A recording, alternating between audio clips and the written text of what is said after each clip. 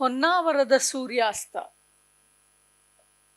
ಹೊನ್ನಾವರದ ಕಡಲ ಸೂರ್ಯ, ಹೊನ್ನಾವರದ ಕಡಲ ಸೂರ್ಯ ಹೊಟ್ಟೆ ತುಂಬ ಬೆಂಕಿ ತುಂಬಿಕೊಂಡು ಕೆಂಡ ನುಂಗಿ ಕೆಂಪಗೆ ಕಡಲ ತುಂಬ ರಕ್ತ ಕಾರುತ್ತಾ ಮೆಲ್ಲ ಮೆಲ್ಲಗೆ ಮುಳುಗಲು ಶುರು ಮಾಡಿ ಕಡೆಗೆ ಇದ್ದಕ್ಕಿದ್ದಂತೆ ರಕ್ತ ಸಿಕ್ತ ನೀರಲ್ಲಿ ಅವಸರವಸರವಾಗಿ ಇಲ್ಲವಾಗುತ್ತಾನೆ.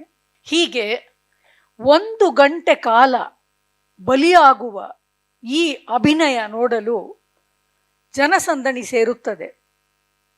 ಚಿಕ್ಕ ಪುಟ್ಟ ಚಡ್ಡಿಯ ಮಕ್ಕಳು, ಬಿಕಿನಿಯ ಅಮ್ಮಂದಿರು, ಬೊಜ್ಜು ಮಾಚದ ತುಂಡು ಚಡ್ಡಿಯ ಗಂಡಸರು, ಮೈತುಂಬ ಅಂಟಿಕೊಳ್ಳುವ ಚೂಡಿದಾರ ಉಟ್ಟು ನೀರಿಗಿಳಿಯುವ ನೀರೆಯರು, ಹೀಗೆ ಕಡಲಲೆಯ ಮೇಲೆ ಹೊರಳಾಡಿ ಉರುಳಾಡಿ ಕೈ ಹಿಡಿದು ಕುಪ್ಪಳಿಸುತ್ತಾ ಕಿರುಚುತ್ತಾ ಮಜಾ ಮಾಡುವ ಜನ ದಡ ಬಿಟ್ಟು ಅಲೆಯಾಗಿ ನೀರ ಸೇರಿಬಿಡುತ್ತಾರೆ. ಜನ ಅಲೆಯಾಗಿ ನೀರ ಸೇರಿಬಿಡುತ್ತಾರೆ.